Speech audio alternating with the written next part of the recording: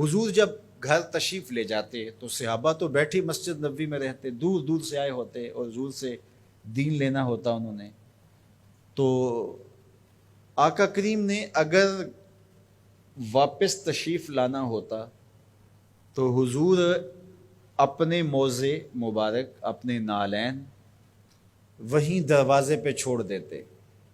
تو اس کا مطلب یہ ہوتا، اشارہ سائن یہ ہوتا کہ میں ابھی آیا. اور اگر حضور نے جا کے استراحت فرمانی ہے، دیر کے بعد تشریف لانا ہے، ایک نماز کے بعد گئے اب دوسری نماز کے وقت ہی آئیں گے، تو حضور نالین سمیت تشریف لے جاتے.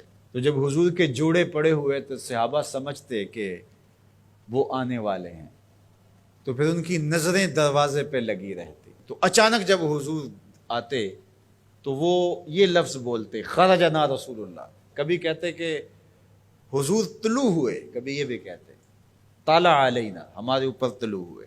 تو یہ مختلف روایات حدیث میں ملتے ہیں.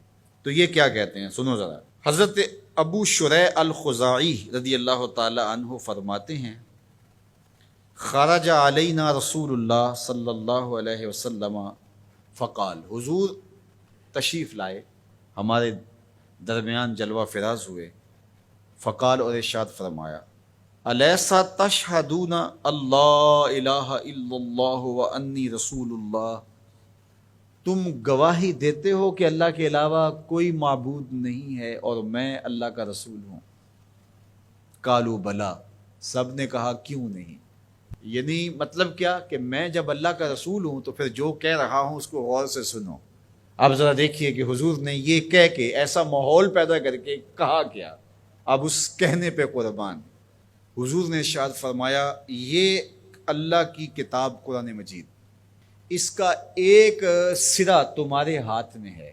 یعنی یہ اللہ کی لٹکتی ہوئی رسی ہے قرآن مجید، اور لٹکتی جو رسی ہوتی ہے اس کے دو سرے ہوتے ہیں نا.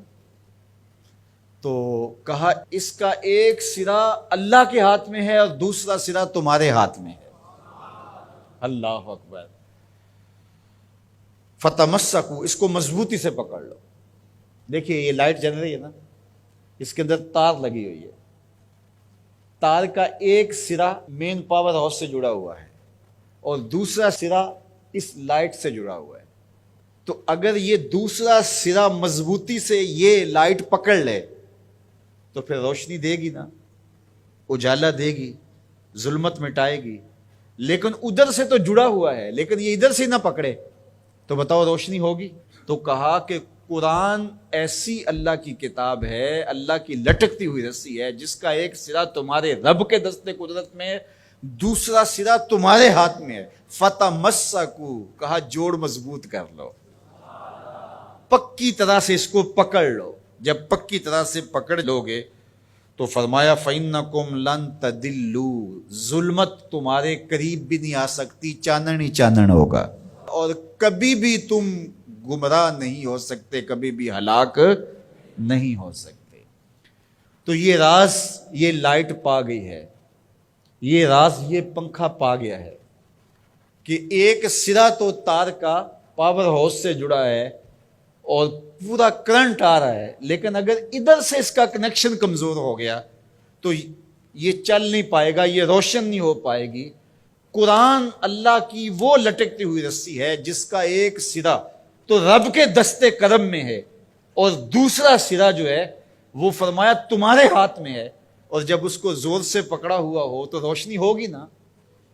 تو جب یہ تصور آتا ہے کہ یہ قرآن اللہ کی لٹکتی رسی ہے، حبل ممدود من السماء الى الارض، آسمان سے زمین کی طرف لٹکتی ہوئی اللہ کی رسی ہے، تو جب زور سے اس کو پکڑیں گے، مضبوطی سے تھامیں گے، ایقان کے ساتھ، یقین کے ساتھ تمسک کریں گے، تو پھر باطن میں چراغاں کیوں نہیں ہوگا، تو پھر کرنٹ کیوں نہیں آئے گا، پھر کیوں جو ہے وہ توانائی پیدا نہیں ہوگی.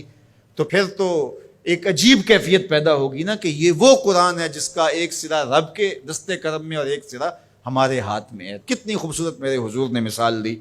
تو اس سے ہدایت ہی ہدایت، نور ہی نور اور روشنی ہی روشنی نصیب ہوگی.